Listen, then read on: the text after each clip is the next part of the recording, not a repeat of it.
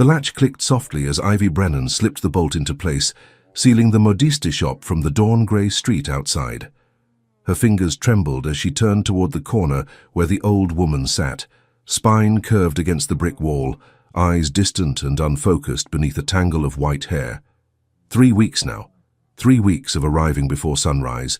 3 weeks of smuggling bread and warm broth past the other shopkeepers who muttered about that creature ruining their respectable lane. 3 weeks of fear coiling in Ivy's stomach each time Mr. Dalton, the shop's owner, made his weekly inspection. "Come," Ivy whispered, extending her hand toward the woman who never spoke, never asked, never even acknowledged the world around her. "Just for a little while before anyone sees." The woman's fingers were cold when they found Ivy's palm. She stood with the mechanical stiffness of someone whose body had forgotten comfort, and Ivy guided her through the shop's narrow back entrance, into the workroom where morning light barely penetrated. Ivy had hidden a small kettle behind the fabric bolts. She'd stolen moments between customers yesterday to prepare the broth, ladling it into a jar she could reheat quickly over the single candle she kept burning in the storage room.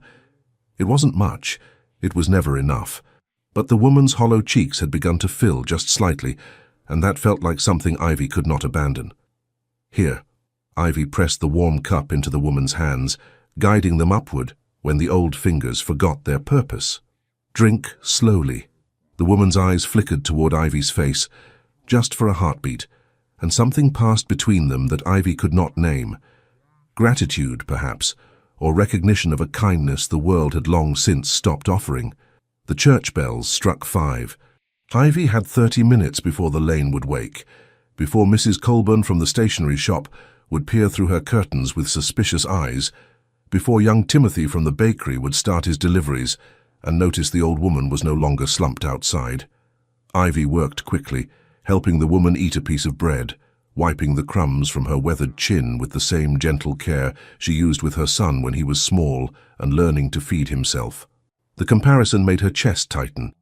Liam was 8 now, old enough to understand why his mother left their rented room before dawn, old enough to worry when she came home with shadows beneath her eyes. "I don't know who you are," Ivy murmured as she cleaned the cup and tucked it back into its hiding place. "I don't know why you came here, but I can't let you starve." The woman said nothing. She never did. Ivy guided her back toward the door, her heart hammering as she checked the street. Empty still. She helped the woman settle back into her corner, arranging her threadbare shawl as best she could. "I'll see you tomorrow," Ivy whispered, though she knew no answer would come. She retreated inside, her hands shaking as she lit the lamps and began arranging the ribbon display Mr. Dalton insisted be impeccable at all times. The fear never left her. Every customer who entered could be the one who reported her. Every glance toward the window could reveal someone watching, judging, preparing to strip away the fragile security she'd fought 3 years to build. Ivy's husband had been dead 4 years. The fever took him in less than a week, leaving her with a 3-month lease on a room she could not afford, and a 4-year-old son who did not understand why Papa would not come home. Mr. Dalton had hired her because his wife pitied her, because Ivy had once sewn her daughter's wedding dress, because the alternative was watching a widow and child sink into the workhouse. She could not lose this position. She could not. But every morning, when that old woman appeared, silent and forgotten, Ivy could not walk past her either. The day progressed with agonizing slowness.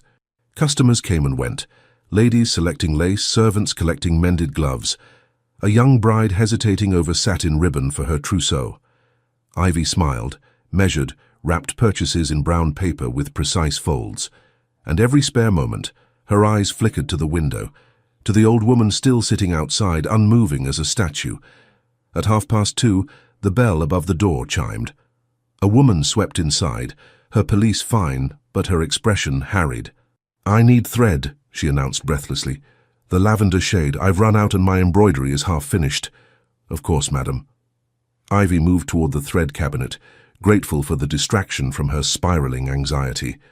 But the woman followed too closely, her eyes darting around the shop with an odd intensity. "You open quite early, don't you?"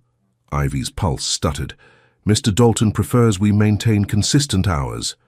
"I see." The woman's gaze lingered on the workroom door. "I thought I might come earlier tomorrow.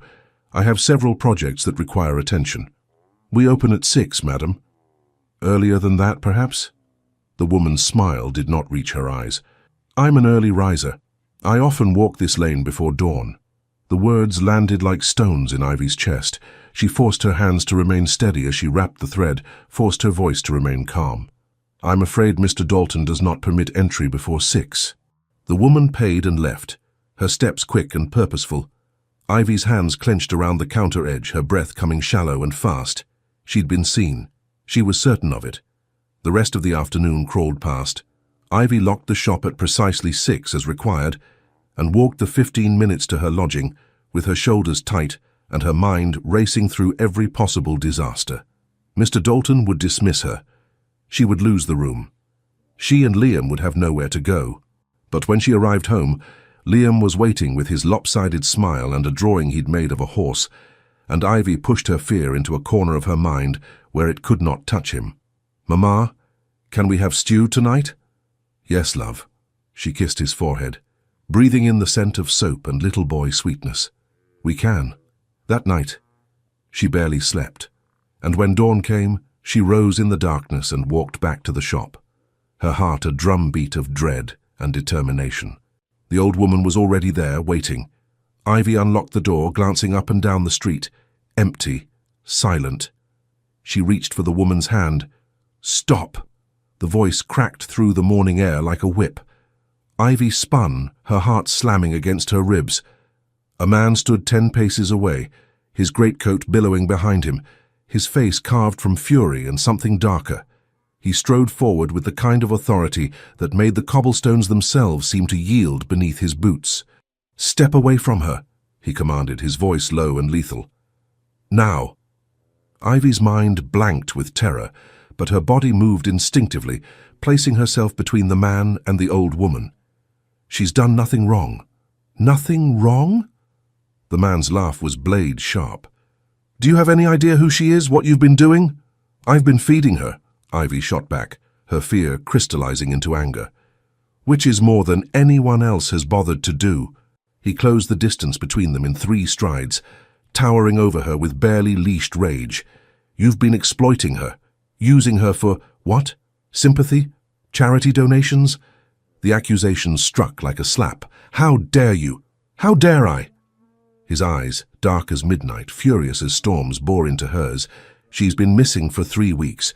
3 weeks while you've kept her here like some prop for your own purposes. I didn't keep her anywhere."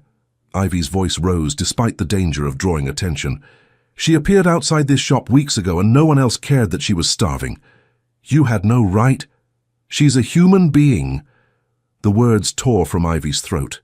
"She deserves to be treated like one."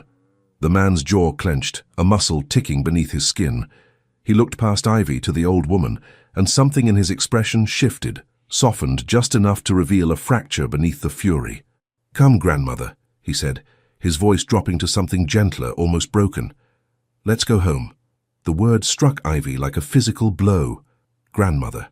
The old woman did not move. The man crouched beside her, his large hands careful as they touched her shoulder. "It's Nathaniel. I've been looking for you. Please." Nothing. The woman's eyes remained distant, unfocused, as though she inhabited a world no one else could reach. Nathaniel stood, his jaw tight. He turned back to Ivy and she saw it now. Beneath the anger, beneath the accusations, there was fear, raw and unmistakable. "If you've harmed her in any way—" "I fed her," Ivy interrupted, her voice steady, despite her racing heart. "I gave her water and shelter and basic human kindness. If that's a crime, then condemn me for it." Their eyes locked. The street around them remained silent, the world holding its breath. Finally, Nathaniel bent and lifted the old woman into his arms with surprising tenderness. She did not resist, but neither did she acknowledge him. He carried her toward a carriage Ivy had not noticed, emblazoned with a crest she could not read in the dim light. He paused at the carriage door, looking back at her with an expression Ivy could not decipher. "You should have sent word. To someone. Anyone." "To whom?" Ivy asked quietly. She never spoke. And no one asked. Something flickered across his face. Guilt, perhaps, or shame, but he said nothing more. He placed the old woman inside the carriage, climbed in after her, and the driver snapped the reins. Ivy stood alone in the empty street as the carriage disappeared into the morning mist, her hands still trembling, her heart still racing. She did not know who the man was. She did not know what would happen next, but she knew with bone-deep certainty that her life had just shifted beneath her feet. And she had no idea if she would survive the fall. The shop felt different that day. Ivy moved through her tasks mechanically, measuring ribbon and folding fabric, but her mind remained locked on the fury in that man's eyes, the accusations in his voice, the tenderness with which he'd lifted the old woman who would not speak. Grandmother, he'd called her. 3 weeks. The woman had been missing for 3 weeks, and no one had found her until now. What kind of family lost someone for that long? Mrs. Colburn entered at noon, her thin lips pursed with barely contained glee. Such excitement this morning, my dear. A ducal carriage on our lane. Can you imagine? Ivy's stomach dropped. A duke?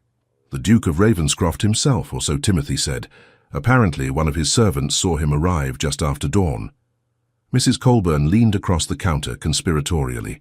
Whatever could bring such a man to our humble street? Ivy's hands went cold. A duke. She'd argued with a duke. She'd placed herself between a duke and his grandmother and accused him of not caring whether the woman starved. I'm sure I don't know, Ivy managed, her voice barely above a whisper. Mrs. Colburn prattled on, but Ivy heard nothing. Her world had narrowed to a single terrifying realization. She had made an enemy of one of the most powerful men in England. By the time she closed the shop that evening, her hands would not stop shaking. She walked home in a daze, her mind cataloguing every possible consequence. He could ruin her with a word. He could have her blacklisted from every shop in the city. He could... Mama! Liam's voice cut through her spiral. He was waiting at the top of the stairs, his face bright with excitement. Mrs. Hewitt made apple tarts and gave me one.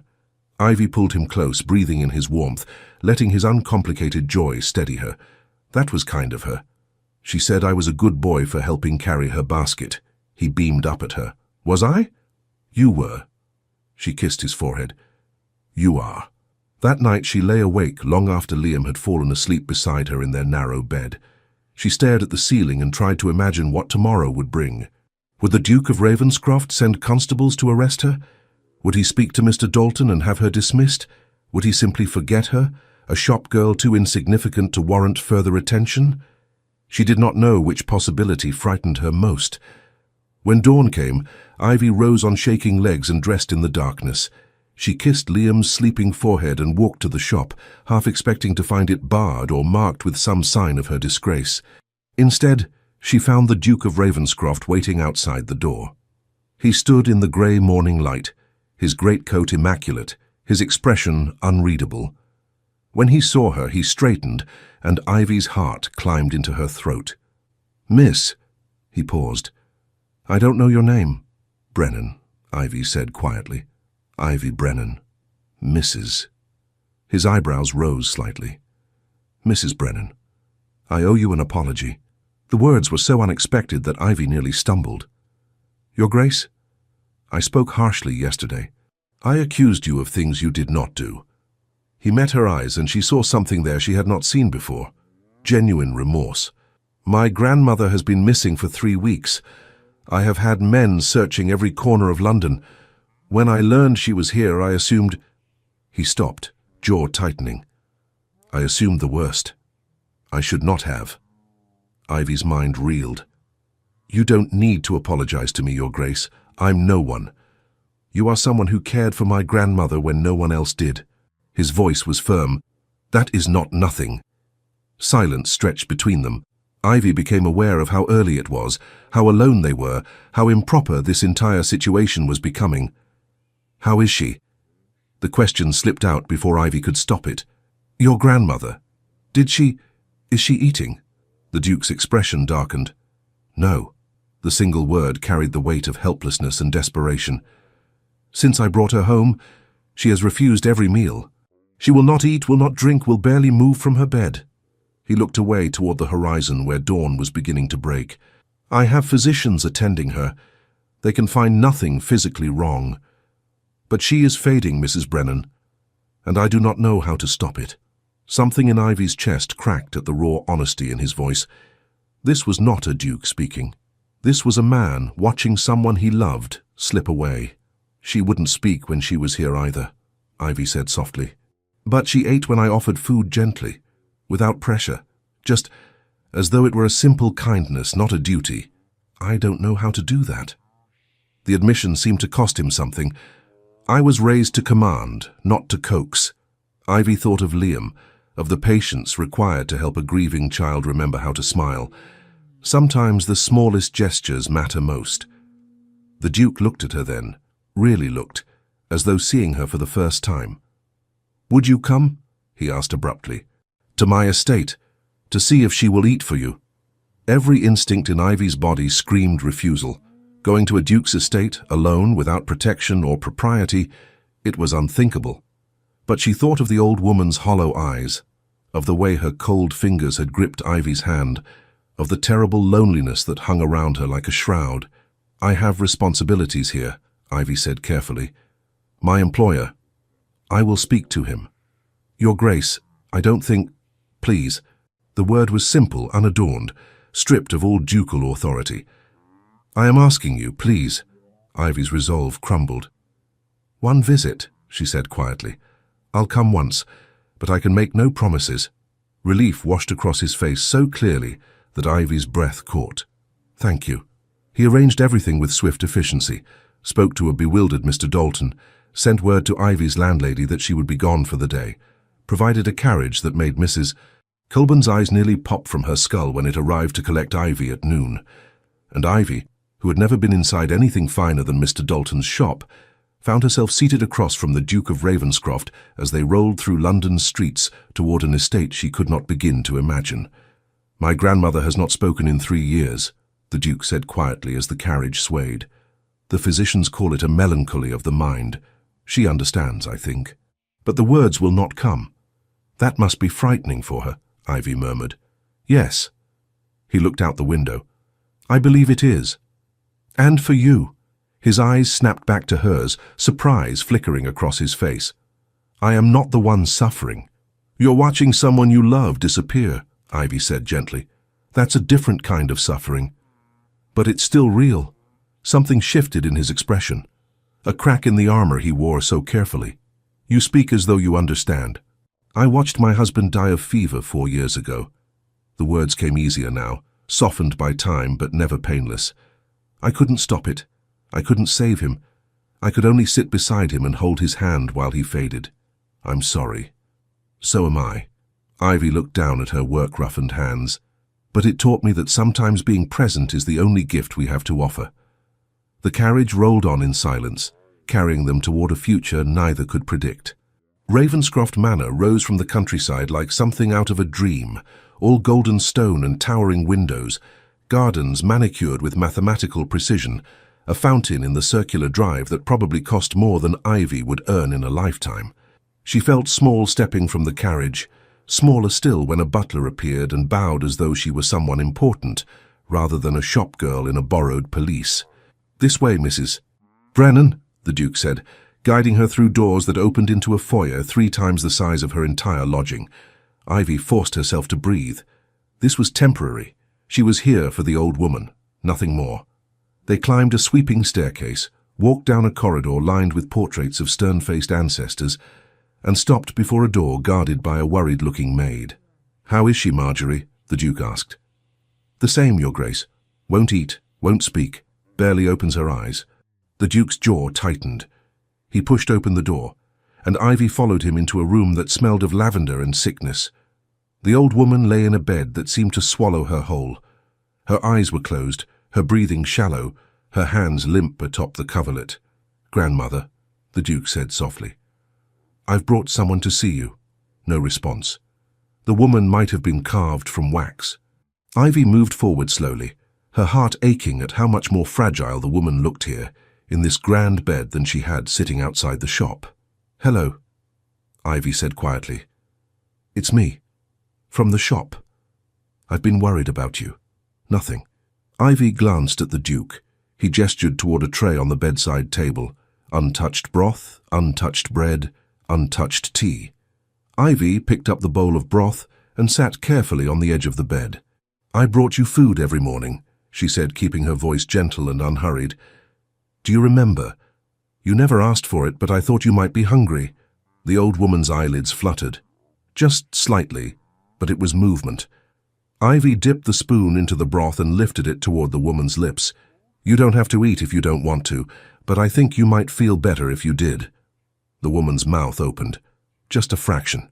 Just enough. Ivy tipped the spoon carefully, and the woman swallowed. Behind her, Ivy heard the Duke's sharp intake of breath. She offered another spoonful. Another. Slowly, patiently, as though they had all the time in the world. The old woman ate half the bowl before her eyes drifted closed again, exhausted by the effort. Ivy set the bowl aside and stood. The Duke was staring at her as though she'd performed a miracle. "How did you do that?" he asked, his voice barely above a whisper. "I didn't do anything," Ivy said. "I just treated her like a person, not a problem to be solved." The Duke's expression was unreadable. "Will you stay? Just for a little while to see if she'll eat again?" Ivy thought of Liam, waiting at home, of the shop, of the dozens of reasons she should refuse. But the old woman's fingers had moved just slightly toward Ivy's hand before she fell back asleep, and Ivy could not ignore that silent plea.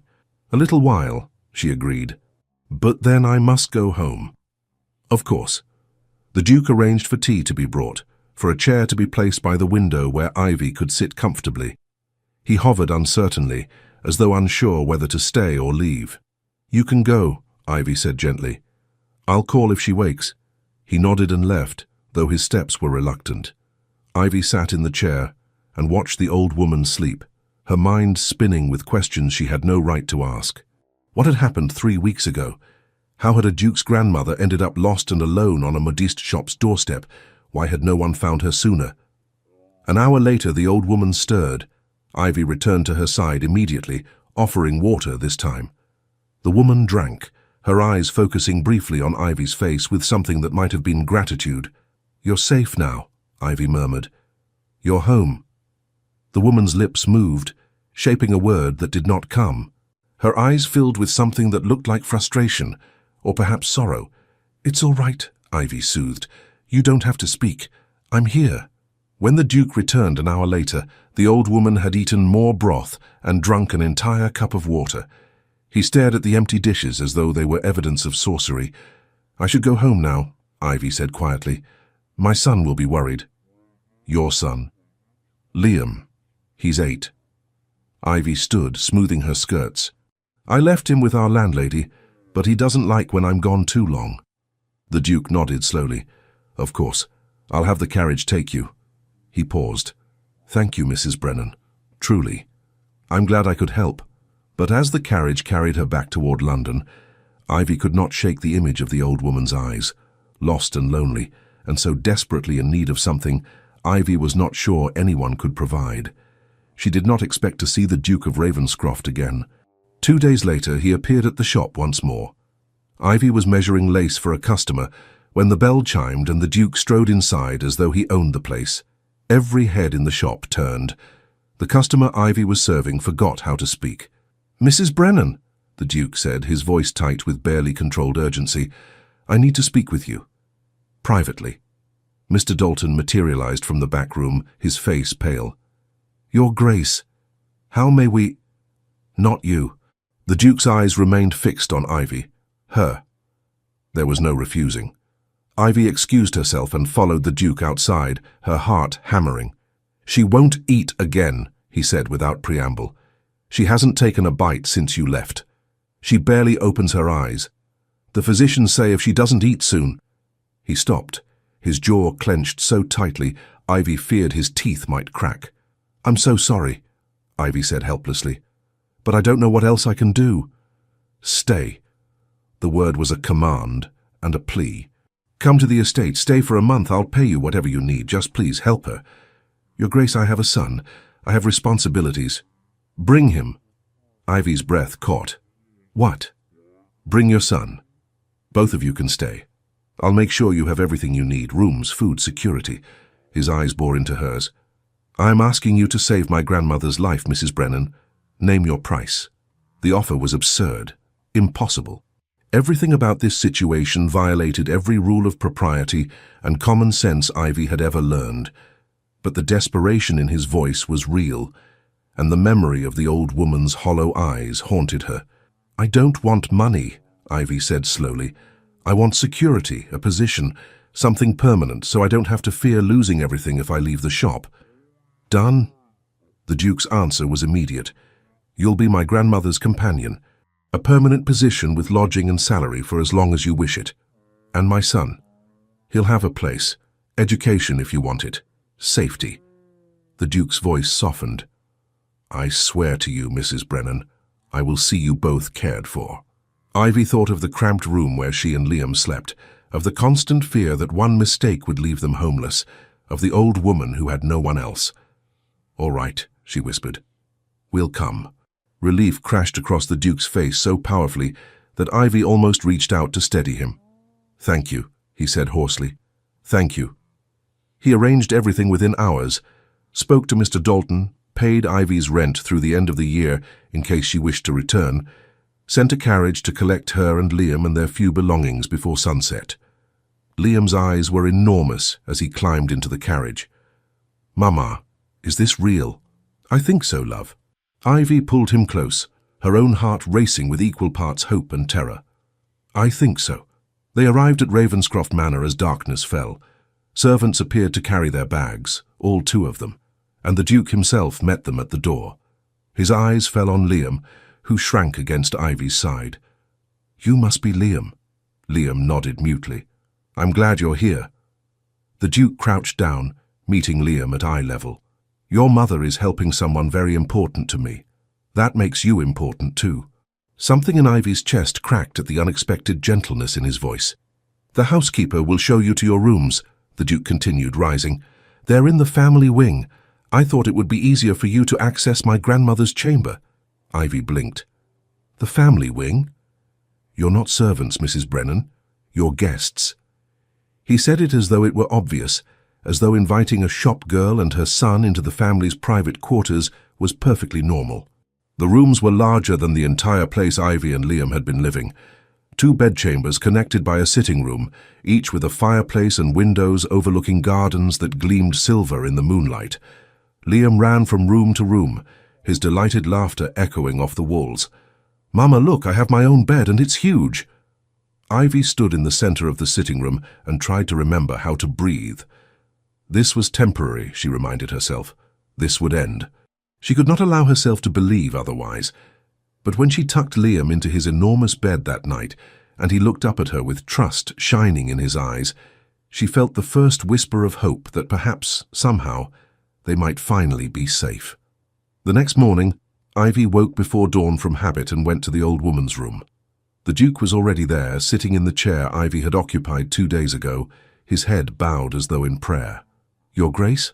Ivy said softly. He looked up, his face haggard with exhaustion. "She won't wake. I've tried," his voice broke. "I don't know what else to do." Ivy moved to the bedside and took the old woman's hand. It was cold, the pulse beneath her skin fluttering like a trapped bird. "Talk to her," Ivy said quietly. "Tell her you're here. Tell her she matters." "She knows." "Does she?" Ivy met his eyes. "When was the last time you told her?" The Duke's face shuttered. "I don't. That's not how we—" "Then learn." Ivy's voice was firm. "Because I think she needs to hear it." She left him alone with his grandmother and went to wake Liam, her heart aching for the man who commanded so much, but understood so little about the language of love. When she returned an hour later with breakfast, the old woman's eyes were open. She was eating from a bowl the Duke held, his hands shaking slightly, his voice a low murmur Ivy could not quite hear. He looked up when Ivy entered, and the gratitude in his eyes stole her breath.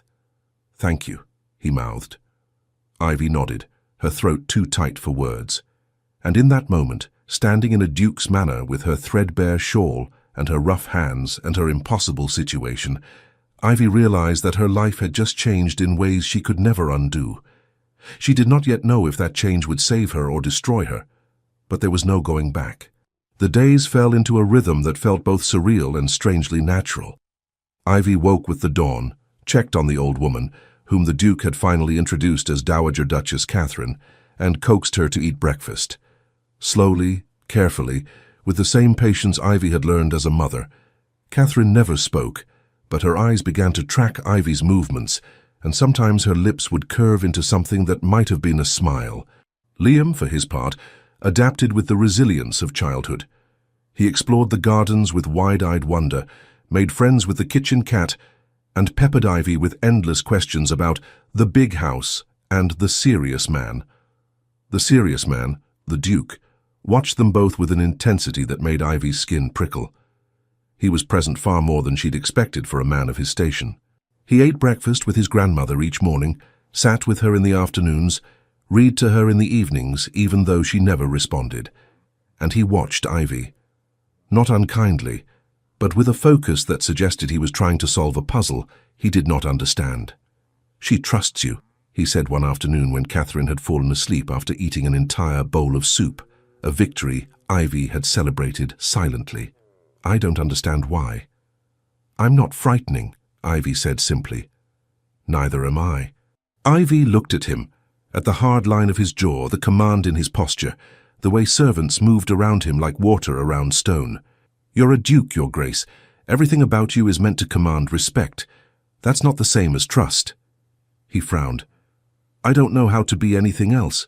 You could try being her grandson." Ivy gentled her voice.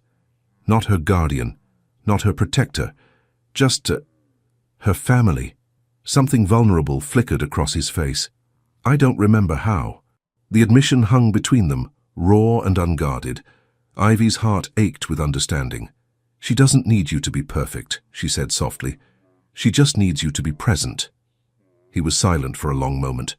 Then, "Will you teach me?" The question caught Ivy off guard. "Teach you?" "How to be present, how to speak to her the way you do." He met her eyes. "Please." It was the second time he had said please to her. The second time he had stripped away his authority and asked simply, as a man who needed help. Ivy nodded. "All right." Over the following days she showed him, small things, how to hold Catherine's hand without gripping too tightly, how to offer food without demanding she eat, how to sit in silence without filling it with nervous chatter. The Duke, Nathaniel, as he'd quietly asked Ivy to call him when they were alone with Catherine, was a surprisingly quick study. His hands, used to holding ledgers and signing orders, learned gentleness. His voice, accustomed to commands, learned softness. And Catherine began to respond, not with words, but with the way her eyes followed Nathaniel around the room, the way her fingers tightened around his when he held her hand, the way she leaned into him just slightly when he sat beside her bed. "She's coming back," Nathaniel said one evening, wonder threading through his voice. "Just a little. But she's coming back." "She never left," Ivy corrected gently. "She was just lost. And now you're helping her find her way home." He looked at Ivy then with an expression that made her breath catch. Gratitude mixed with something deeper, something she did not dare name. "I don't know how to thank you." "You don't need to." Ivy stood, suddenly aware of how small the room felt, how close they were standing. "I should check on Liam." She fled before he could respond, her heart racing with feelings she had no right to entertain. But the next morning, when she arrived at Catherine's room, she found Nathaniel already there, and Liam with him. Her son was sitting on the edge of Catherine's bed, chattering away about the garden cat, while Nathaniel held a breakfast tray, and Catherine's eyes sparkled with something that looked like joy. "Mama!" Liam beamed. "The Duke said I could help feed the Duchess. Is that all right?" Ivy's throat tightened. "If His Grace says it's all right, then yes." "She seems to like him," Nathaniel said, a small smile playing at his lips. "He has a talent for storytelling. He gets that from his father." The words slipped out before Ivy could stop them, carrying grief she thought she'd buried. Nathaniel's expression softened. He would be proud of him. "And of you." The kindness in his voice nearly undid her. Ivy blinked back tears and moved to help, but Nathaniel gestured for her to sit. "Let him," he said quietly. "He's doing well. So Ivy sat and watched her son, her beautiful, bright, resilient son, coax the Dowager Duchess to eat porridge, while chattering about cats and gardens and the really big horse he'd seen in the stable. And she watched Nathaniel watch them both, his expression unguarded, in a way she suspected few people ever saw. Something was shifting. Between her and Nathaniel. Between all of them. Something fragile and terrifying and impossible to stop. Ivy told herself it didn't matter, this was temporary. A month, maybe 2, and then she and Liam would return to their real lives. But in the quiet moments, when Nathaniel smiled at something Liam said, or when his hand brushed hers as they both reached for Catherine's water glass, Ivy felt the dangerous whisper of hope that perhaps real life could be something different than what she'd always believed possible. She buried that hope as quickly as it surfaced. Hope was a luxury she could not afford, but it kept growing anyway, stubborn and unrelenting, like wildflowers through cracked stone. 3 weeks into their stay, disaster struck in the form of a broken vase. Liam had been exploring, as he was constantly doing, and had ventured into a sitting room he'd been told was off limits. Ivy had been with Catherine, coaxing her through afternoon tea, when she heard the crash. She ran her heart in her throat, and found Liam standing in the center of a room filled with priceless antiques, his face white with terror, shattered porcelain scattered around his feet. "I'm sorry," he whispered, tears streaming down his cheeks. "Mama, I'm so sorry, I didn't mean to—" "It's all right." Ivy pulled him close, her mind racing through consequences. A vase like that could cost more than she'd earn in years. Mr. Dalton would have dismissed her on the spot for less. "What happened?" Nathaniel's voice cut through Ivy's panic. She turned to find him standing in the doorway, his face unreadable. "Your Grace, I'm so sorry." Ivy kept her arms around Liam, as though she could shield him from whatever punishment was coming. "He didn't mean—" "We'll pay for it somehow, I'll work—" "Liam," Nathaniel said, ignoring Ivy entirely. He crouched down, meeting Liam's tear-filled eyes. "Are you hurt?" Liam shook his head mutely. "Good. That's what matters." Nathaniel glanced at the shattered vase. "This belonged to my great-uncle. He was, by all accounts, a thoroughly unpleasant man who collected ugly things to prove he was wealthy. I never liked this vase." Liam's eyes widened. You didn't." "Absolutely hideous. You've done me a favor, really. Now I have an excuse not to display it." Nathaniel stood and called for a servant.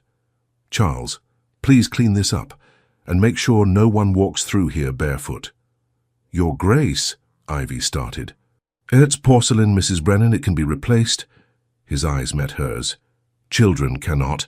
The words struck her like a physical blow, not with pain, but with the force of unexpected grace. "But the cost—" "I don't care about the cost." His voice was firm. "Liam is welcome in this house, all of it. Even the rooms we told him not to enter because he's 8, and curiosity is not a crime." Liam looked up at Nathaniel with something approaching worship. "Really? Really?" Nathaniel ruffled Liam's hair with startling familiarity, though perhaps next time ask before exploring. "I'll give you a proper tour so you don't have to sneak around." "You will?" Liam's face lit up. "I will. Tomorrow morning, if your mother agrees." Ivy could only nod, her throat too tight for words. That evening, after Liam had fallen asleep, still chattering about the nice Duke, Ivy found Nathaniel in the library. He was staring into the fire, a glass of brandy in his hand, his expression distant. "Thank you," she said quietly from the doorway. "For today. You didn't have to—" "Yes, I did." He looked up, firelight catching in his dark eyes. "He's a child. A good one, who has been taught not to touch things that don't belong to him. The fact that he was curious enough to explore despite that speaks to intelligence, not malice. Most people wouldn't see it that way. Most people are fools." He gestured to the chair across from him. "Sit, please." Ivy hesitated, keenly aware of propriety and her place and all the reasons she should refuse, but she was tired of pretending she did not want to know this man better. She sat. "Catherine smiled today," Nathaniel said after a moment, "when Liam was reading to her. A real smile. I haven't seen that in 3 years. He has that effect on people." Ivy's voice softened. "He reminds them that joy still exists." You've raised him well. I've done my best. Ivy looked down at her hands. It hasn't always been enough. It has been more than enough. Nathaniel's voice was firm. He is kind, curious, resilient. Those are not qualities that come from nothing. They come from being loved well. The words settled around Ivy's heart like a balm to wounds she'd carried for years. "Thank you," she whispered. They sat in comfortable silence, the fire crackling between them, and Ivy felt something shift deeper. This was not a duke and a shopgirl.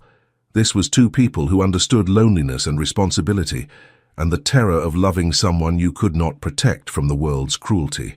"My mother doesn't approve," Nathaniel said suddenly, "of you being here, of Liam, of how much time I spend with Catherine now." Ivy's stomach dropped. "I haven't met her." "No, she's been away at her sister's estate." He took a drink. "She returns in 2 days." The way he said it carried warning. Ivy straightened. "Should I be concerned? My mother believes Catherine is—" He stopped, jaw clenching. "She believes my grandmother is a burden, an embarrassment, something to be hidden away. That's cruel." "Yes." The word was flat. "It is." Ivy thought of the Dowager Duchess's hollow eyes, of how lost she'd been on that street. "Your Grace, Nathaniel, how did Catherine end up outside my shop?" His face went hard. "I don't know. She disappeared from the estate 3 weeks before you found her. The servant said she walked into the gardens one morning and never came back. We searched for days. How did she get to London?" "I don't know that either." Frustration threaded through his voice. "She had no money, no identification. Someone must have helped her. Or—" He stopped. "Or what? Or someone left her there."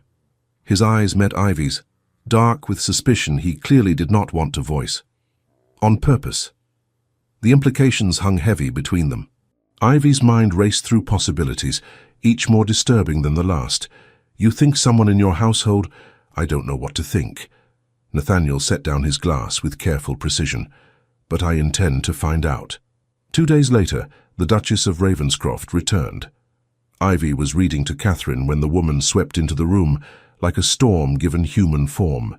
She was beautiful in the way sharp things are beautiful, cold and cutting and impossible to touch without drawing blood. "So," the Duchess said, her eyes raking over Ivy with open disdain, "this is the shopgirl you've installed in the family wing." Ivy stood quickly, dropping into a curtsy. "Your Grace." "Don't." The Duchess's voice cracked like a whip. "Don't pretend this is anything other than what it is. Mother." Nathaniel appeared in the doorway, his voice carefully controlled. "You're back early." "I heard the most interesting rumors, darling." The Duchess smiled without warmth.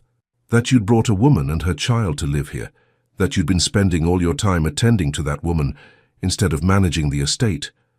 I simply had to see for myself. Mrs. Brennan is caring for grandmother." "How charitable of her." The Duchess moved closer to Catherine's bed, looking down at the old woman with undisguised contempt. "And has the old woman started speaking yet? Or is she still playing her little games?" "She's not playing games," Ivy said before she could stop herself. "She's suffering from a condition." "Oh, the shop girl has medical expertise now?" The Duchess's laugh was blade sharp. "How versatile." "That's enough." Nathaniel's voice dropped into something dangerous. "You will not speak to Mrs. Brennan that way. I will speak however I please in my own home." The Duchess turned her cold gaze on Ivy. "How you've done well for yourself, haven't you? Found a way to secure a position by exploiting an old woman's illness and a lonely man's guilt. I've done no such thing. Haven't you?" The Duchess stepped closer. "Tell me, Mrs. Brennan, how much is my son paying you to play nursemaid? Enough to make it worth enduring his grandmother's unpleasantness?" "I don't find her unpleasant."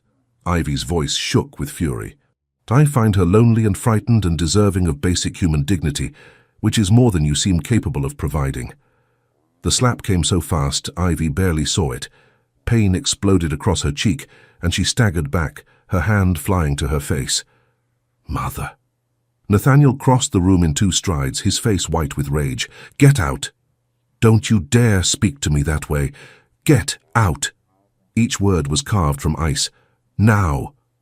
The Duchess drew herself up, fury and shock warring on her face. "You would choose this woman over your own mother? I would choose basic human decency over cruelty. Yes." Nathaniel positioned himself between his mother and Ivy. "Leave." The Duchess's face twisted with rage. She swept from the room, her exit punctuated by a slammed door that rattled the walls. Nathaniel turned to Ivy immediately. "Let me see." "I'm fine." "You're not fine." "She struck you." His hands hovered near Ivy's face, careful not to touch without permission. "May I?" Ivy nodded mutely. His fingers were gentle as they tilted her chin, examining the red mark already blooming across her cheek. "I'm sorry," he said quietly. "She had no right." "It's not your fault. She's my mother. Her behavior is my responsibility." His jaw clenched. "I should have warned you. Should have protected you." "You did protect me." Ivy met his eyes. "You chose me over her." Something passed between them then, a recognition of what that choice meant, of the line Nathaniel had just crossed and could not uncross. Behind them, Catherine made a sound. They both turned. The Dowager Duchess was sitting up, actually sitting up, and her eyes were fixed on Ivy's injured cheek. Her face was twisted with distress, and her hand reached out, trembling, toward Ivy. "Oh, Catherine." Ivy moved to her immediately, taking her hand. "I'm all right. It's just a little mark." Catherine's lips moved, shaping words that would not come. Tears spilled down her weathered cheeks. "She's trying to speak," Nathaniel said hoarsely. "For the first time in 3 years, she's trying—" But Catherine's frustration was too great. She pulled Ivy's hand to her own cheek, then pointed at Ivy's, then at the door where the younger Duchess had exited. The message was clear. She had seen. She understood. And she was trying, desperately, to say something. "I know," Ivy soothed, sitting on the bed and gathering Catherine's hands in hers. "I know you want to help, but you don't have to speak to tell me you care. I can see it." Catherine's tears fell harder. She pressed Ivy's hand to her heart, then to her own lips, as though trying to transfer the words she could not say. Nathaniel watched with something like awe on his face. "She's protecting you." "Yes." Ivy's own tears threatened. "She is." And in that moment, with a duke's grandmother clinging to her hands and a duke standing guard beside them both, Ivy realized that she had somehow become part of something she'd never expected. A family. But families, she knew, could be destroyed as easily as they were built. And the woman who had just struck her was not finished. The Duchess did not leave the estate. Instead, she established herself like an invading army, commandeering the drawing room, summoning servants with increasingly imperious demands and making her displeasure known to everyone within earshot. Ivy heard the whispers from the maids. "Duchess says the widow is taking advantage. Duchess says she'll be dismissed within the week. Duchess says the boy broke 3 vases, not 1, and cost a fortune." Liam, sensitive to tension in ways children often are, became quiet. He stopped exploring, stopped asking questions, stayed close to Ivy's side as though afraid to be noticed. "Don't let her silence you," Ivy told him one evening as she tucked him into bed. "You've done nothing wrong. The servants say the mean lady wants us gone." Ivy's heart cracked. "The mean lady doesn't make the rules." "But what if she makes the nice duke send us away?" "He won't." Ivy smoothed Liam's hair back, praying she was telling the truth. "He promised we'd be safe here." But promises, she knew, were fragile things, especially when tested by people with power. Nathaniel was gone more often now, called away to manage estate business his mother insisted he'd been neglecting. When he was present, he was tense, the ease that had begun to develop between him and Ivy replaced by careful formality. Only with Catherine did he let his guard down. He sat with her every evening, reading aloud or simply holding her hand, his voice soft with affection. "He was always like this," one of the older servants told Ivy one afternoon. "When he was a boy, his mother wanted him strong, wanted him commanding, but the Dowager Duchess, she let him be gentle, let him be curious and kind. The Duchess never forgave her for it." "Why not?" Ivy asked. "Because gentleness looks like weakness to people who only understand cruelty." The words haunted Ivy. She watched Nathaniel navigate his mother's demands, watched him bend and compromise and slowly lose the softness he'd been rediscovering. 1 week after the Duchess's return, Ivy found her in Catherine's room. The Dowager Duchess was asleep, her afternoon rest undisturbed. The younger Duchess stood over her bed, her expression unreadable as she stared at the sleeping woman. "Your Grace," Ivy said quietly from the doorway, "may I help you with something?" The Duchess turned, her eyes cold. "I'm simply checking on my mother-in-law. Surely that's not forbidden." "Of course not." Ivy entered slowly, every instinct screaming warning. "She's been resting well today." How convenient. The Duchess moved away from the bed, her silk skirts rustling. "Tell me, Mrs. Brennan, do you ever wonder how she ended up on that filthy street outside your shop?" Ivy's pulse quickened. "Every day. Perhaps she wandered off. Perhaps she was confused." The Duchess's smile was knife-sharp. Or perhaps someone finally had enough of caring for a useless old woman who contributes nothing but difficulty. The implication hung in the air like poison. Ivy forced herself to remain calm. "Catherine is not useless." "Isn't she?" The Duchess stepped closer. "She doesn't speak. She doesn't manage household affairs. She simply exists, demanding attention and resources that could be better spent elsewhere. She's a human being who deserves dignity and care." "How noble of you." The Duchess's voice dripped with contempt. "But nobility doesn't pay bills, does it? Nobility doesn't maintain estates or preserve legacies. It just creates burdens for those of us forced to carry them. Is that why you left her there?" The question escaped before Ivy could stop it. "Because you saw her as a burden?" The Duchess's face went white, then red with fury. "You have no proof of such a vile accusation. I didn't accuse you of anything. I asked a question." Ivy's voice remained steady despite her racing heart. "But your reaction is rather telling. You forget yourself, Mrs. Brennan." The Duchess advanced, her voice dropping to a venomous whisper. "You are nothing, a widow from a shop, here on my son's misplaced charity. One word from me and you'll be back in whatever hovel you crawled from." "Mother, that's enough." Nathaniel stood in the doorway, his face carved from stone. Behind him stood Liam, his eyes wide with fear, and 2 housemaids who'd clearly been summoned as witnesses. The Duchess whirled. "Nathaniel, this woman just accused me of—" "I heard what she accused you of." His voice was deadly quiet. "And I'd like to hear your answer." "How dare you? Answer the question, Mother." Nathaniel moved into the room, positioning himself between Ivy and his mother. "Did you have anything to do with Grandmother's disappearance? This is absurd. I won't dignify such—" "Mrs. Peters," Nathaniel addressed one of the maids, "please repeat what you told me an hour ago." The older maid trembled but spoke clearly. "I saw Her Grace, the Duchess, arguing with the Dowager Duchess the morning she disappeared. The Dowager was already dressed for walking, but in very plain clothes, not her usual attire." "And?" Nathaniel prompted.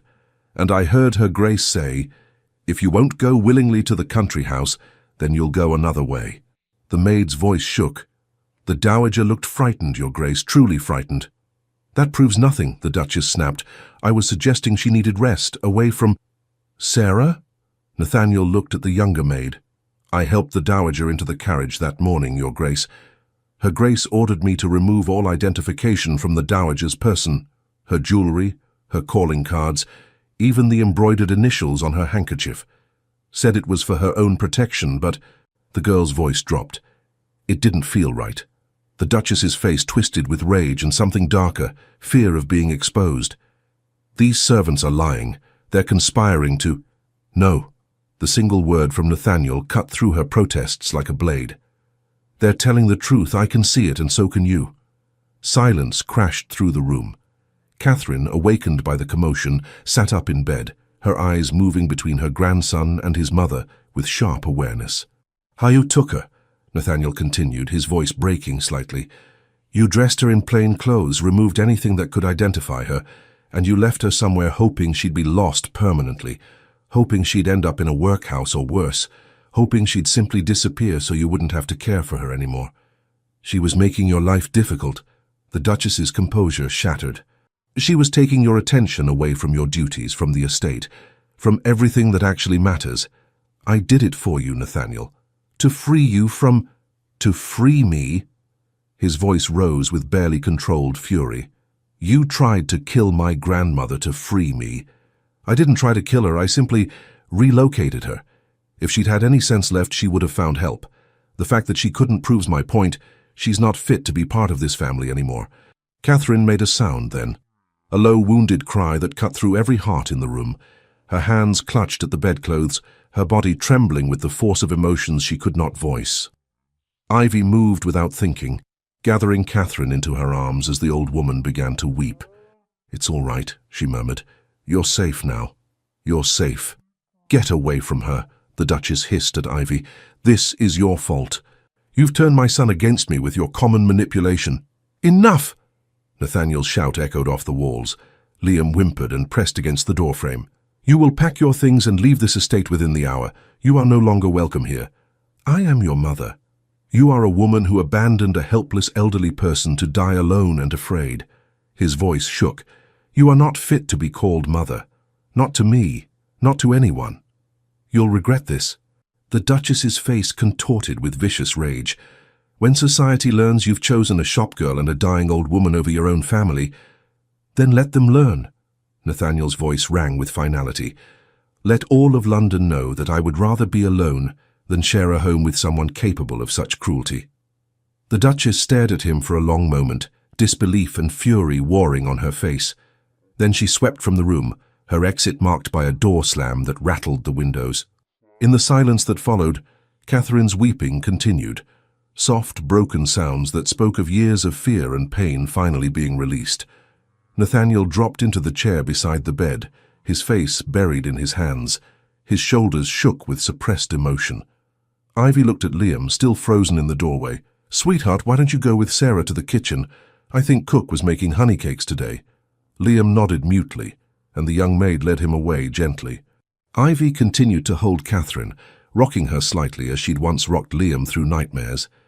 Gradually, the old woman's sobs quieted. Her fingers found Ivy's hand and gripped with surprising strength. "I'm so sorry, grandmother." Nathaniel's voice was raw. "I should have known, should have protected you." Catherine released one of Ivy's hands and reached for Nathaniel. He took it immediately, his large fingers gentle around her frail ones. "She's gone now," he continued. "I promise you, she will never hurt you again." Catherine's lips moved, struggling to form words. Her frustration was palpable, her need to speak overwhelming. "You don't have to say anything," Ivy said softly. "We understand." But Catherine shook her head violently. Her lips continued moving, her throat working. And then, so quietly, Ivy almost missed it. "Stay." The word was barely a whisper, cracked from years of disuse. But it was unmistakably a word. Nathaniel's head snapped up, his eyes wide with shock. "Grandmother?" Catherine's gaze fixed on Ivy. "Stay," she repeated, slightly stronger. Her hand tightened around Ivy's. "Please." Tears streamed down Ivy's face. "I'm not going anywhere," she promised. "I'm right here." Catherine's attention shifted to Nathaniel. Her lips trembled as she fought for more words. "Good boy." Nathaniel made a sound halfway between a laugh and a sob. He pressed his grandmother's hand to his forehead. "I love you," he said brokenly. "I should have told you every day." "Love you." Catherine's voice was growing steadier with each word, as though a dam had broken and speech was flooding back. "Both." Her eyes moved between Nathaniel and Ivy, her meaning clear.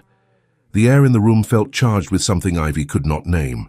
She was suddenly acutely aware of Nathaniel's proximity, of his grandmother's hand linking them together, of the profound shift that had just occurred. "I should let you both rest," Ivy said quietly, trying to extract her hand. Catherine held firm. "No, stay. Grandmother needs you here," Nathaniel added, his eyes meeting Ivy's with an intensity that stole her breath. "We both do." The words hung between them, layered with meaning neither was ready to acknowledge aloud. Ivy stayed. The following days brought chaos of a different kind. The Duchess's departure sent shockwaves through the household, and though the servants were clearly relieved, they also worried about the scandal that would inevitably follow. Nathaniel spent long hours in his study, managing the estate business his mother claimed he'd been neglecting. But every morning and evening he sat with Catherine, talking to her in the gentle way Ivy had taught him. And Catherine, miraculous Catherine, was speaking more each day.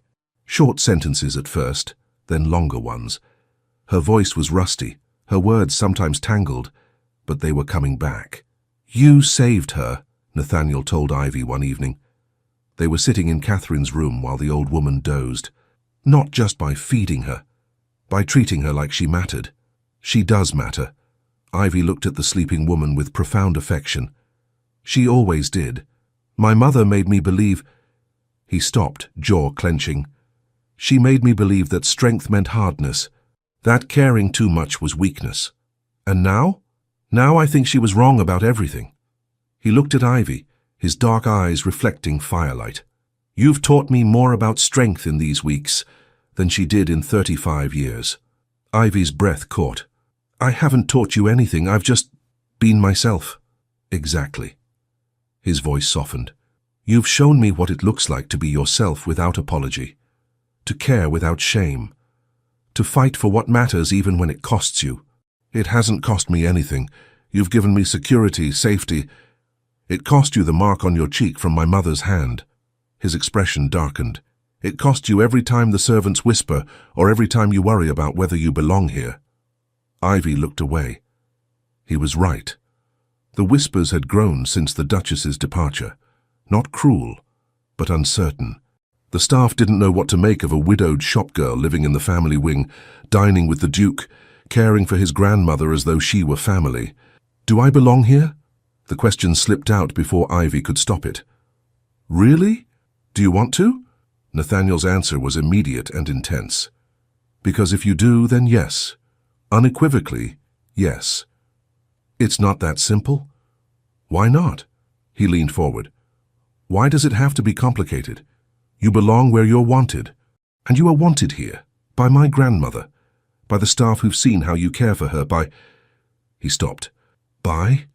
Ivy prompted, her heart hammering. "By me." The words were quiet, but firm. "You're wanted here by me, Ivy."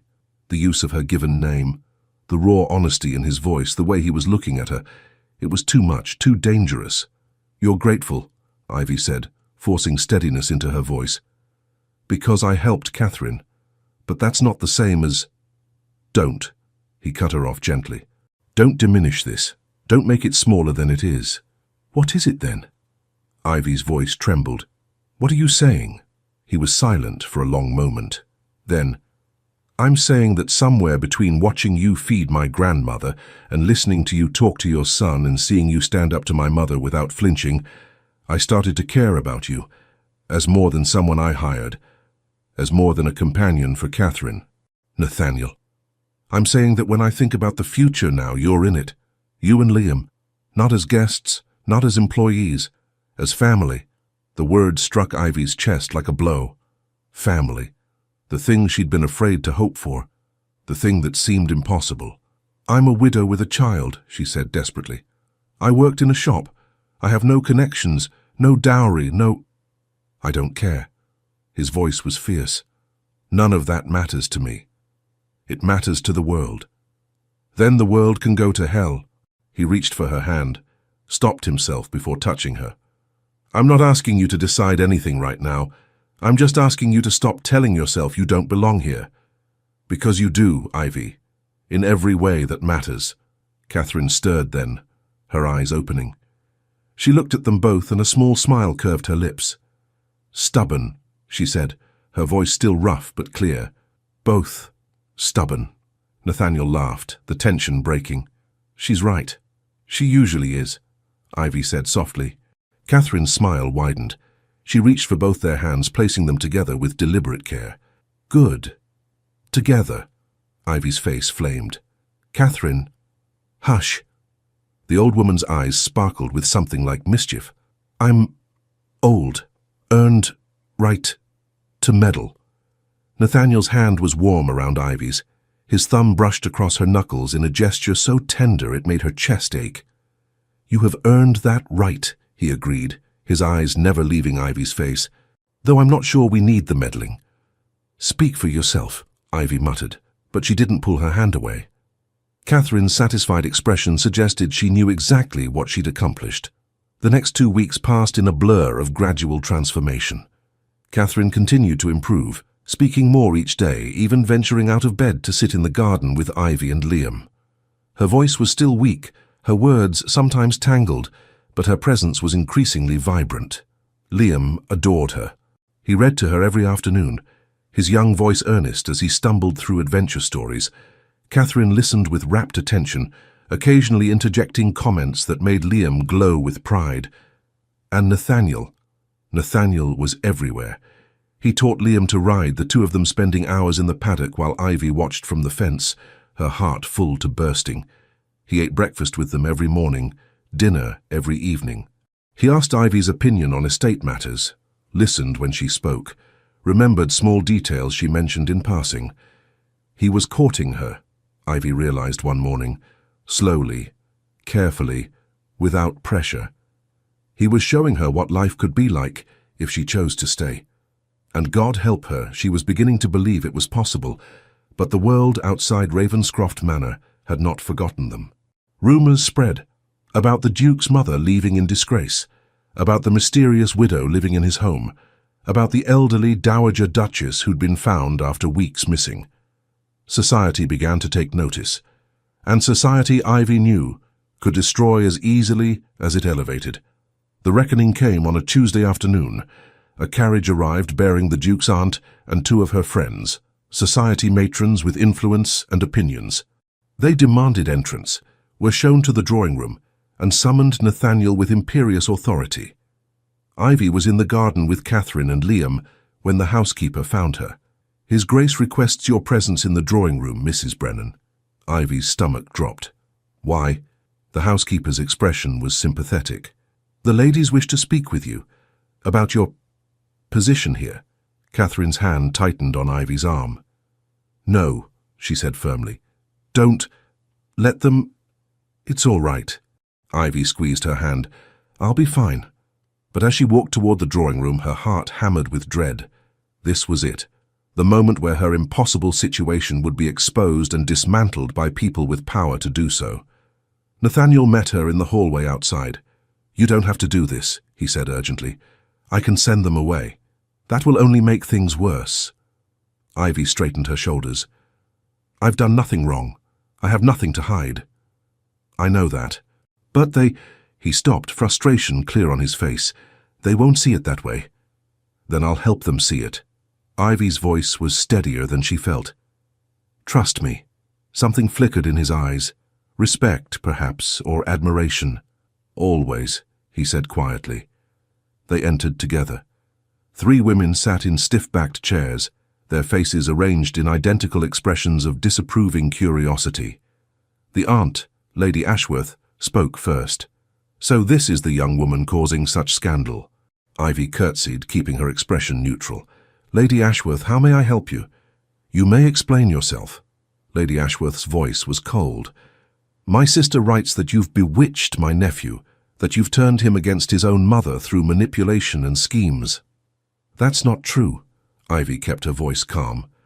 "I've done nothing but care for the Dowager Duchess. That's why I was brought here. And yet you've installed yourself and your child in the family wing. You dine with His Grace as though you were an equal. You've somehow convinced my mother to speak after years of silence." Lady Ashworth leaned forward. "That seems rather convenient, doesn't it?" "Aunt Eleanor," Nathaniel said warningly, "you're speaking of someone who saved grandmother's life, or someone who saw an opportunity and exploited it brilliantly." One of the other women spoke up. "Come now, Your Grace. Surely you see how this looks. A pretty widow, a sympathetic child, a vulnerable elderly woman. It's a perfect recipe for entrapment." Ivy's hands clenched at her sides. "I have entrapped no one." "Haven't you?" Lady Ashworth stood, moving closer with predatory grace. "Tell me, Mrs. Brennan, what were your circumstances before you came here?" "I worked in a modiste shop. I supported my son as best I could. And now you live in luxury, with a duke at your beck and call. Quite an improvement." "I didn't ask for any of this," Ivy said, her voice rising despite her attempts at control. "His Grace asked me to help his grandmother. That's all. And you expect us to believe you have no designs on securing a more permanent position? The third woman's laugh was cruel. You may have charmed Nathaniel, but we are not so easily fooled. Enough. Nathaniel's voice cracked through the room like thunder. You will not speak to Mrs. Brennan this way in my home. We're trying to protect you, Lady Ashworth insisted, from a woman who clearly sees you as a prize to be won. The only woman who saw me as a prize to be won was my mother. Nathaniel's voice was cold, and we all know how that ended. Your mother was trying to preserve your position, your legacy. My mother tried to abandon her own mother-in-law to die alone on the streets. The words fell like stones. And I will not stand here and listen to you defend her actions or attack someone who has shown more compassion and integrity than anyone in this family. Silence crashed through the room. The three women stared at Nathaniel with varying expressions of shock and disapproval. You would stake your reputation on this woman? Lady Ashworth asked finally. Yes. Nathaniel moved to stand beside Ivy, his presence solid and unwavering. Without hesitation. Then you're a fool. Lady Ashworth gathered her skirts. When this all falls apart, and it will, don't expect the family to help you pick up the pieces. I won't need your help. His voice was firm. I have everything I need right here. The women left in a flurry of offended dignity. The door closed behind them, and Ivy sagged against the nearest chair, her legs suddenly unable to hold her. I'm so sorry, she whispered. You just alienated your entire family because of me. No. Nathaniel crouched in front of her, taking her hands in his. I alienated them because they were wrong, because they were cruel, because they couldn't see what I see when I look at you. And what do you see? Ivy's voice broke on the question. Strength, kindness. A woman who feeds strangers because she can't bear to see them suffer. A mother who fights for her son's future. Someone who looks at a silent old woman and sees not a burden, but a person worthy of love. His hands tightened around hers. I see the woman I want beside me, not as a convenience, not as a scandal, as my partner, my equal, my choice. Tears spilled down Ivy's cheeks. Nathaniel, I'm not. If you tell me one more time that you're not enough, I'm going to be very cross. His voice gentled.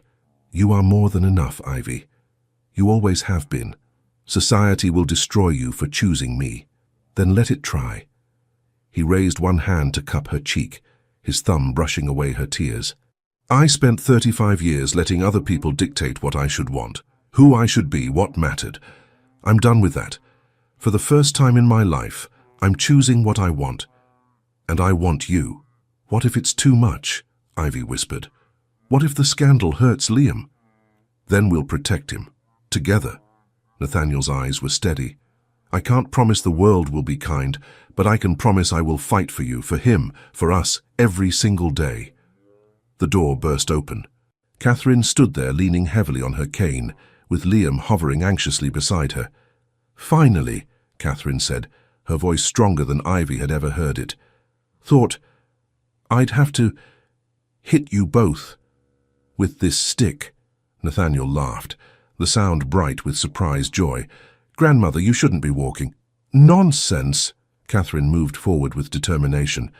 Not missing this. She looked at Ivy, her eyes fierce with affection. You love him? Ivy's breath caught. She looked at Nathaniel, at his face open and vulnerable and hopeful, and she couldn't lie. Yes, she whispered. God help me, yes. And you? Catherine turned to Nathaniel. Love her. With everything I am, he said without hesitation. Then what are you waiting for? Catherine's smile was triumphant. Ask her properly. Nathaniel's eyes widened. Grandmother, I don't think... I'm dying, boy. Don't have time for your propriety. Catherine's voice softened. I want to see you happy, both of you. You're not dying, Nathaniel protested. We're all dying, some faster than others. Catherine moved closer, placing one hand on Nathaniel's shoulder and one on Ivy's. I was lost. You both found me, found each other. Her eyes glistened with tears. Don't waste this. Life's too short. Nathaniel looked at Ivy, and in his eyes she saw everything she'd been afraid to hope for. Love, partnership, home. Ivy Brennan, he said quietly, as though they were alone, as though Catherine and Liam weren't watching with rapt attention. Will you marry me? Will you let me be your husband and Liam's father, and spend every day proving that you made the right choice? The world narrowed to his face, to the question hanging between them, to the future stretching out like an open road. Every rational part of Ivy's mind screamed warnings. This was too fast, too impossible, too dangerous. But her heart, her stubborn, hopeful, exhausted heart, knew the truth. Yes, she said, the word carrying 4 years of grief and fear and desperate hope. Yes. Nathaniel pulled her into his arms, holding her as though she were something precious, something he'd been searching for his entire life. Catherine made a satisfied sound. Good. Now, let's have some cake. Liam's confused voice broke through the moment. Are you going to be my papa now? Nathaniel released Ivy and turned to Liam, crouching to meet him at eye level. I'd like to be, if you'll have me. Liam studied him seriously. Will you teach me more about horses? Every day. And can I still read to the Duchess? Absolutely. Okay then. Liam's face split into a grin. You can be my papa. Nathaniel's eyes closed briefly, emotion playing across his face. When he opened them, he pulled Liam into an embrace that made Ivy's heart crack open completely. This was real. This was happening. This was hers. The wedding took place 6 weeks later in the estate's private chapel, a small affair with only the servants, a handful of close friends who didn't care about scandal, and Catherine sitting in the front row with tears streaming down her face. Society was scandalized, of course. The Ton whispered and gossiped and predicted disaster. Lady Ashworth refused to attend, and several other family members sent their regrets with thinly veiled disapproval. Ivy didn't care. She stood beside Nathaniel in a simple cream dress, Liam standing proud beside them as a witness, and spoke vows that felt more sacred than any society's approval. I promise to see you, she said quietly. Always. Not as a title or a position, but as the man who learned to be gentle, who fought for his grandmother, who chose love over propriety. I promise to choose you, Nathaniel replied, his voice thick with emotion, every day in every way until my last breath. When he kissed her, the small congregation erupted in applause. Catherine's voice rose above the rest. Finally! The celebration was modest. Dinner in the family dining room, dancing in the library where Nathaniel had first asked Ivy to stay, toasts that made Ivy laugh and cry in equal measure.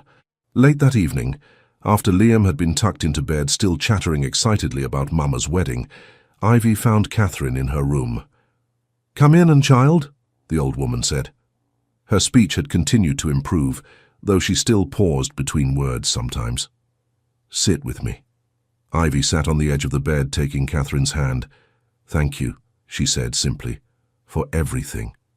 You saved me. Catherine's grip tightened.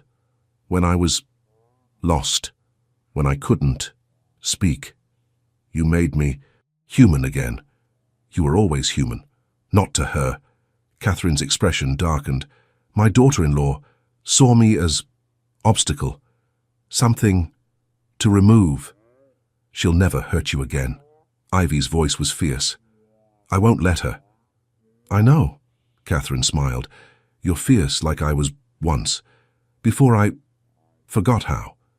You didn't forget. You just couldn't show it. Maybe. Catherine's eyes drifted toward the window where moonlight painted the garden silver.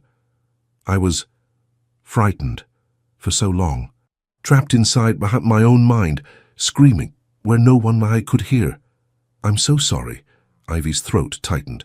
Don't be. You heard me. Catherine looked back at her. Even when I couldn't speak, you heard what I needed, what I was trying to say. Because I've been lost too, Ivy admitted quietly. After my husband died, I felt like I was screaming in silence, working, surviving, caring for Liam, but never really living, just existing. And now? Now I feel alive again, Ivy's smile was watery. Terrified, but alive. Good. Catherine patted her hand. Alive means you can still feel, still hope, still love. Her eyes twinkled. Still make great-grandchildren for me to spoil. Ivy's face flamed. Catherine, I'm old, earned, right to say what I want. She laughed, the sound still rusty but genuine. Besides, Liam needs siblings. He's too serious. For an only child. He gets that from me.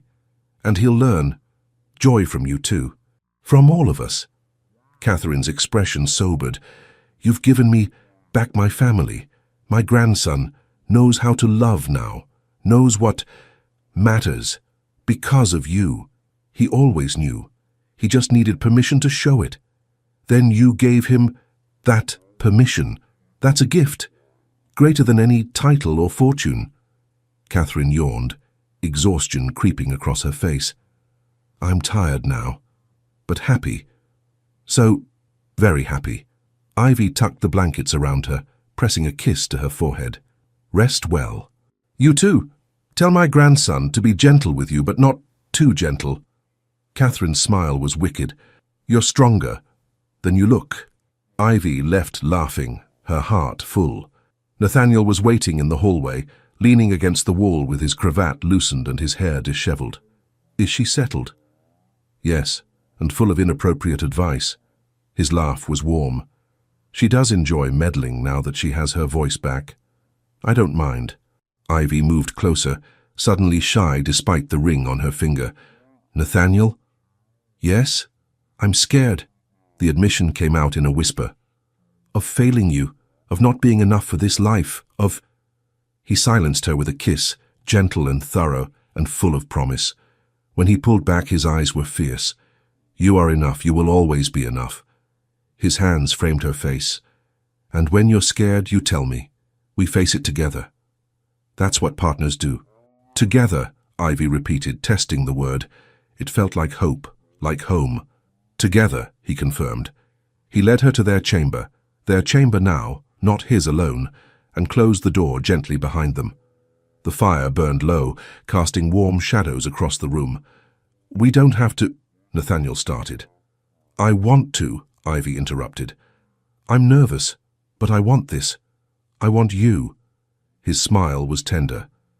Then we have all the time in the world, and in the quiet of that room, with patience and care and whispered words of love, they began the next chapter of their story. Epilogue. 1 year later, Ivy stood in the garden watching Liam race across the lawn, with his new sister toddling after him as fast as her chubby legs could carry her. Catherine sat nearby in her favorite chair, calling encouragement and laughing when Liam swooped back to scoop up little Margaret before she could tumble.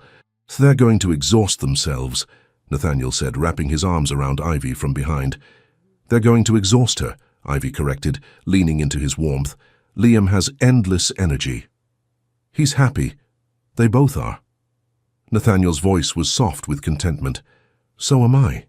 Ivy turned in his arms, studying the face she'd come to know as well as her own. The lines of tension that had marked him a year ago were gone, replaced by laugh lines, and the ease of a man who'd finally learned to be himself. I never imagined this, she admitted. When I was feeding your grandmother outside that shop, terrified of being caught, I never imagined it would lead here. To happiness? To home? Ivy's throat tightened. I've spent so long just surviving, I forgot what it felt like to actually live. And now? Now I remember. She smiled. Every day, Catherine's voice carried across the garden. Liam, bring Margaret as before she eats out that flower. Nathaniel laughed and released Ivy to rescue their daughter from her botanical exploration. Ivy watched him swing Margaret into the air, her delighted giggles floating back on the breeze. Catherine caught Ivy's eye and patted the chair beside her. Ivy settled into it, taking the old woman's hand. Thank you, Catherine said, her voice still soft but clear now. For saving all of us. I didn't save anyone, I just fed a woman who was hungry. You fed my soul, my grandson's heart, your own future. Catherine squeezed her hand. Sometimes the simplest acts of kindness change everything. I was so afraid, Ivy confessed, every day in the beginning. Afraid of being discovered, of losing my job, of not being enough for this world. And now? Ivy looked at her husband playing with their children, at the estate that had become her sanctuary, at the woman who'd become the grandmother she'd never had. Now I know that being enough isn't about titles or money or society's approval. It's about showing up, caring when it's difficult, choosing love even when it's scary. She smiled. You taught me that. We taught each other. Catherine's eyes glistened. I was lost. You found me. I helped you. Find yourself. That's what a family does, Liam's voice interrupted. Mama, Papa says we can have cake before dinner if you agree. Papa is getting bold with his bribes, Ivy called back. Papa is willing to negotiate, Nathaniel shouted, his grin visible even at a distance. Ivy laughed, the sound free and genuine. Fine, but small pieces, the children cheered. Catherine chuckled beside her, and Ivy felt something settle deep in her chest, a peace she'd stopped believing was possible. She had started by secretly feeding an old woman outside her shop, terrified of consequences, certain she was risking everything for nothing.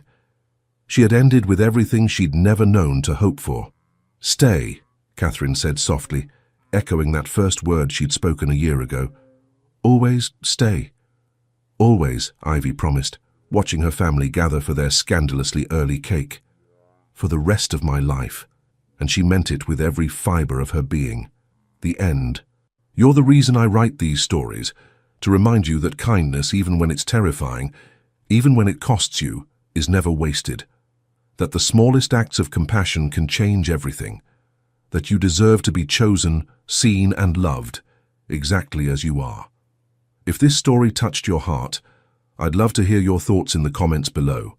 Hit that like button, subscribe to the channel, and ring the bell so you never miss another story of love, courage, and second chances. Until next time, remember, you are worthy of your own happy ending. Thank you for being here.